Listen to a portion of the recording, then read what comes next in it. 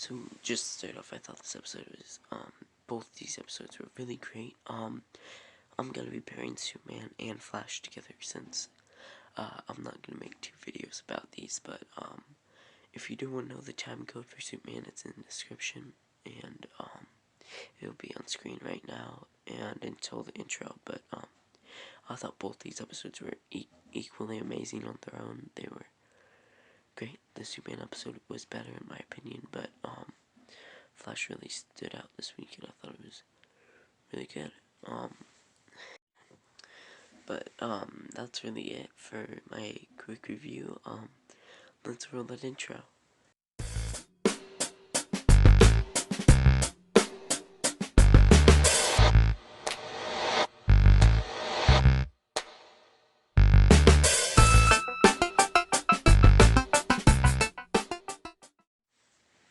This episode started off with Chester, and he's just playing a game on a computer, I think he says, and then he gets an alert, and the thing opens up with that Barry is now in, and in the trailers they made it look like he was in the Mirrorverse, which we know he's not, and he has this cool nanotech that can put on his mask now. So then we see he goes after Eva, and they're doing the thing from the season 3 Mirror Master episode where they can, it's cool, they're on the reflection of the buildings, and you can see just the screen spark in the reflection of the buildings, and finally Barry catches up to her, which he doesn't want to, but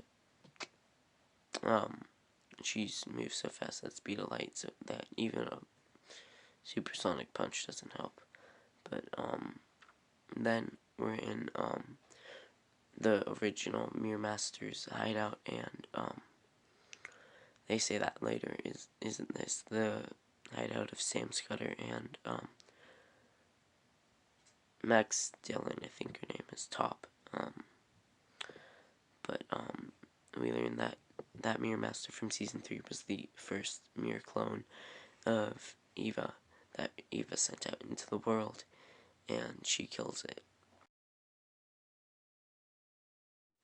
But now we have Iris in the mirror world right now, reliving memories, I think, or living memories meant to come. And in the scene, Barry mentions Clark, which is cool. But then we see what happened at the end of season 6, where she just glitched away, and she does that this time, where she just appears in another building. And I thought they could have done something better with this. I had my own fan theory for like 10 months that I only told one person, but I thought it was pretty cool. I don't remember it now because of this episode.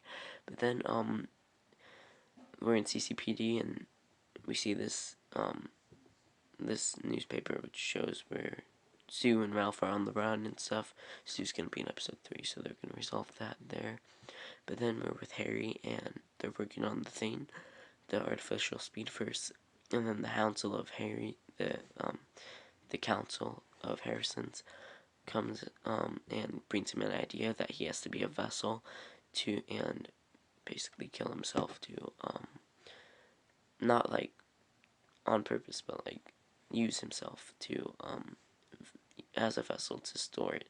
But he thinks of Allegra to be, to help that with Barry, since it's a type of energy, so she hyphens the multiversal particles off of Nash. And then, when she's doing that, the multiversal particles are like too much or something, so when she's trying to give Barry his speed, they go on Barry, and it's a nice little cut off and funny scene that we got. But we're gonna get into that later. But now we're with Max the Dillon, who is being interrogated by Cecile, and Top realizes that Cecile is a empath, and uses her powers against her, and makes Cecile feel not real emotions. But here we are. We have Sherlock Wells and HR, which Sherlock was the funniest Wells to me, I'm sorry, but this one was just so unexpected. Gandalf the Grey, no, Wells the Grey, the one-off appearance, maybe a spin-off show, I don't know. But then I originally thought he was gonna be in this coma from the magic trick that Wells the Great was trying to show Chuck, but no, now it's Harry, and they wake up. He wakes up and talks to Nash, and this was one of the best scenes. And they talk about how Nash feels like he screwed up because of Crisis and everything. And Harry tells Nash that we all screwed up. I worked with Zoom, Sherlock, and HR lied and stuff, and that was just a beautiful scene, man. Brought out both their great acting. But then we see Iris from the pilot in the mirror world, in the outfit.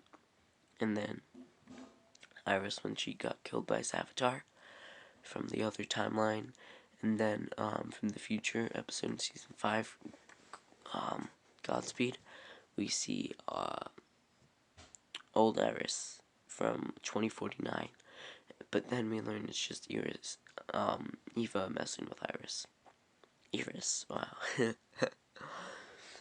But here we are with Harry, and he is gonna get Barry his speed back, and no, they're gonna siphon the multiversal particles off Barry and back into Wells, which works. And I didn't realize how Harrison Wells is the Barry kid look. It's actually pretty weird and fitting. But here we have Nash sacrificing himself so the Flash can live once more and be the Flash. And so this scene was beautiful with Nash passing away and sacrificing himself, and every single Wells that we've had up to that point, Sherlock, HR, I don't know how HR is still alive, maybe the retcon, I don't know, but post-crisis change, but every single Wells we've had up to that point, Harry, Nash, HR, Sherlock, says goodbye to Barry. That scene was just beautiful, and didn't expect to be tearing up at a Flash Season 7 premiere, man. It's a premiere. But then, it's time for Barry to run. And now we see Nash fading away. Like Thawne. But not like Thawne. He's like turning into particles. More like Jennifer from Black Lightning. But now Barry has a speed back from the artificial Speed Force. I don't know if this is going to be temporary. But I'm just saying they should have, I don't know, just aired this as the Season 6 premiere. They said it was 80% done. I don't know. You had to cut some things from this episode, probably. Why not just release that? But Nash dies, and he's very easily, like, grabs the bomb off the plane. Oh, I forgot to mention, there's a plane that has a bomb on it that, Top put. But then, the bomb explodes. There's a later throwaway line that the Argus was waiting for the plane when it landed. But then, Cecile comes back to, Top, and, Cecile has harnessed Top's powers and can now use the vertigo effect, which is probably bad for other people, and I'm interested in where this is gonna go. She can't be a villain, because that wouldn't fit, but, I don't know. But then, Iris is typing she can now communicate with the real world through her computer in her office. Yeah, basically. But then, now we see Eva, and she is going to open that file that she found in Carver's office on his hard drive, and it turns out, Carver wasn't lying. His wife actually died. I mean, if she slows the video down, you can see the actual Eva going into the thing with the ripple, but, there's a body. He's dead. She's dead. There's no really other way to explain it, man. Except that she died, and that's it. But now on to Superman. This episode starts off with them moving to Smallville, and packing their house. Just one little quick scene. But then they're getting everything ready, and the boys have the toolbox, and then this was a cool scene. They're just fixing stuff around the house, and Clark just openly uses his powers and flies down. He couldn't fly until like season 10 of Smallville, so we never really saw that stuff. So this was cool to see. But then they're eating dinner, and they say Jordan can't go to school yet because they don't know about his powers. But if he has another outburst and he starts to fire and stuff, so he can't go. But then Jordan goes to school. Oh, they're having breakfast. Sorry. But then Jonathan goes to school, and Jordan and Clark go to the Fortress of Solitude, and when they fly away, you can tell that Jonathan is jealous.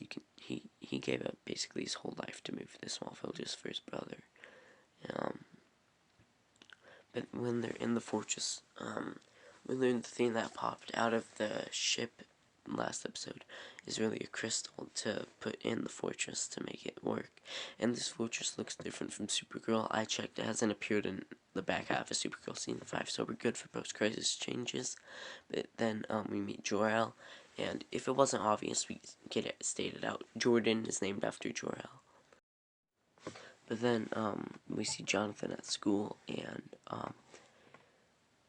the Sophie's boyfriend, Sophie Cushing, I think it is, his boyfriend is bullying Jonathan for not having the playbook for football, which he mentioned earlier in the episodes, and I feel like that dude's gonna be both Jordan and Jonathan's antagonists for the season. But and then Lois is just writing at a coffee shop, which I bet was common in Metropolis, but there she sees this girl staring at her, which kind of creepy, but I get it. She's Lois Lane, most famous reporter. But then Mr. Cushing is there, and he's kind of offended that Lois is writing an article against Morgan Edge, and then Lana's there, and they invite her to a barbecue. But then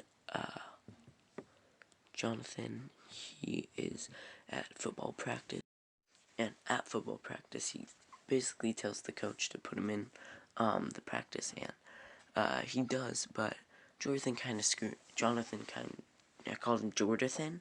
Jonathan kind of screws up, so Sophie's boyfriend kind of makes fun of him again and tells him they already have a quarterback. So then Jordan gets back from this Fortress of Solitude with Clark or Superman, but then Superman sees General Lane coming, and he doesn't want the kids around for the confrontation,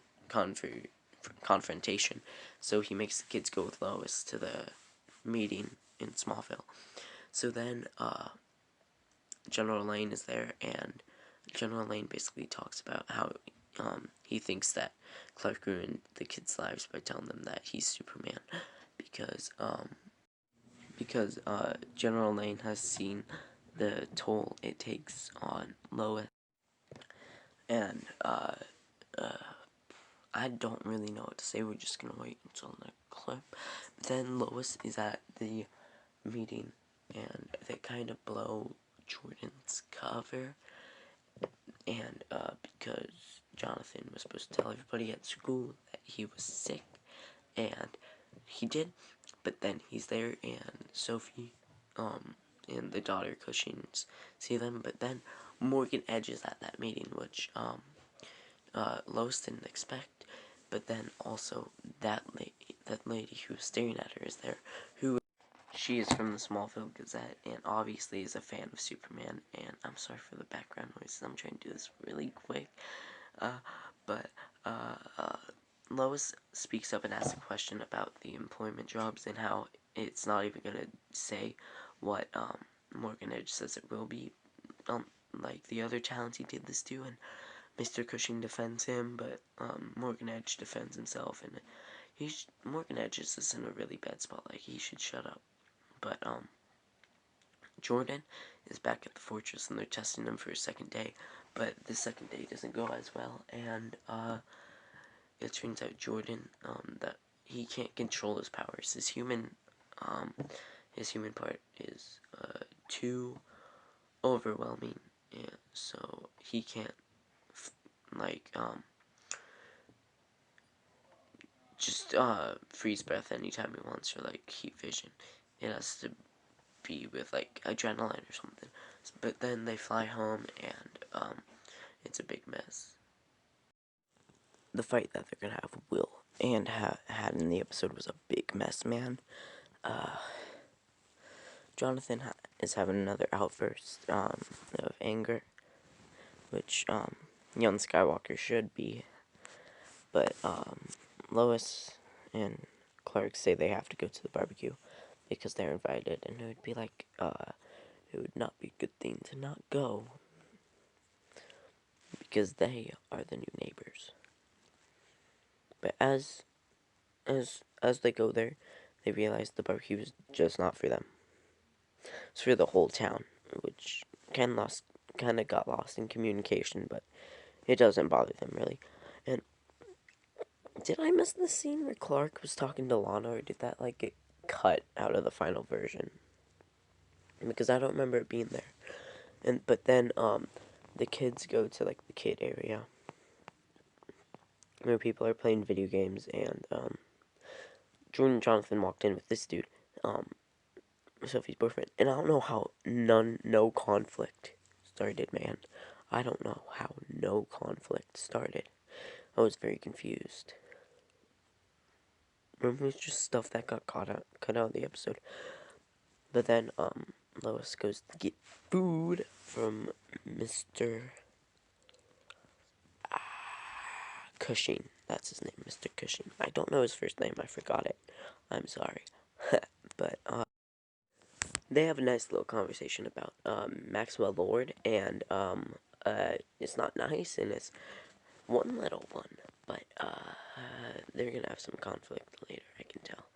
But then I'm serious. Did I miss this scene of Clark and Lana talking, man? Did I miss it? Was it in the final episode? I don't think it was. But then, Clark has to go. He says that Lois will cover for him, and we see that Captain Luther's ship has landed somewhere, and he's scanning the base for kryptonite, and we see a little inside view of his helmet, which was kind of cool. But then, Superman appears, and Superman, they just stand there and talk to each other, but to be honest, at that point, Captain Luther shouldn't be able to hear Superman, man. Superman probably could hear Captain Luther because superhearing, but man, the amount of wind there was. But this fight scene was cool with Superman punching. There was like sparks, and then Superman get flowing through branches and stuff. The stunt work for this fight scene was cool too. But then finally, Captain Luther got brought down into the ground. There's a big explosion, like boom. God, you can tell. You can tell how old I am, but just by going boom. But then he keeps hitting him until man, Captain Luther's about to get revealed until he sends his ship away. So and Superman can hear the bomb on it. So it's heading for Metropolis. So Superman catches it before it hits Metropolis, which I thought this was pretty cool. The CGI in the show is really good. But then it goes out into space, and again, Superman can't breathe in space. That's the last time I'll say it. But it won't be the last time. Because I'm not gonna lie. But then look at this. Look how cool. It's Superman falling. Can he fly? Boom. Now, boom. Superman fell. But anyway, then we see Lois, and we see that Morgan Edge rewrote her article, so she goes to the Daily Planet, and, she, talks to Maxwell Lord, and confronts him about it, and he said that he would not let Lois speak lies, and they're not lies, man. Freedom of the press or something, man. This is censorship. But Lois says that that's the best thing she ever wrote, and leaves a note, and it's "I quit," which is kind of a sick burn. The best thing Lois ever wrote when she was under employment by Morgan Edge was "I quit." But then Captain Luthor goes to a military base. I don't know what it is, but he's looking for Sam Lane, General Sam Lane, and he gets through, and Sam Lane, he gives Sam this project 4377, or hell. But then it's for projects 4377. But then Superman appears, and he rips off the head of his armor. I don't know if he's trying to kill him or anything, but seriously. Now Captain Luthor is left with no ship, no armor. I bet he can just get it back from the military base, but it's moving too quickly. Lois gets a job at the Smallville Citizen, just by the way, and that's probably a big accomplishment for that lady, because she's the boss, and she lied about having another employee, which, I don't know, is kind of funny. But then we see Jordan and Jonathan, and they get one of the beeper buttons that Sam and Lois have, and that just shows that Clark trusts them now. And then we get the final scene. The final scene was just awesome, man. We see Captain Luthor, and we see the Superman symbol, and we get flashbacks to the war on his Earth, where they were having a war, and Superman was there, and he was fighting on the side that Luthor and Sam Lane were not on. Yeah, but the interesting thing is, he's wearing the Elseworlds suit, Elseworlds black suit. Maybe during Elseworlds he was sent somewhere else in the multiverse, I don't know. Maybe this is just Earth X. We never saw Earth X on Crisis on Earth X. We know there were still people fighting during the time of Earth X, but we never saw Superman's point of view. But here we see that Sam Lane died, and his last words will give him hell. Project 4377. And then we see basically how Superman destroyed Captain Luthor's Earth. We don't see it happen, but through war and being the enemy on that Earth, which Captain Luthor, now we get the explanation for Captain, but that was a pretty cool ending scene. But I'm sorry that this was 24 minutes long, man. It's been 23 so far, but man, I just had a lot talked about. I'm so sorry about all the background noise and how much you get stuff like that, because I like to fidget while I talk, and it's probably distracting. But I hope you liked the video, and please like, subscribe, and comment. You don't have to do any of that. I don't care if you do. It just, I don't know, I'd like it. It would be nice. But anyway, I'm rambling. I gotta edit a time code in. I like these videos. I just got to talk for 20 minutes. But goodbye, and stay safe, and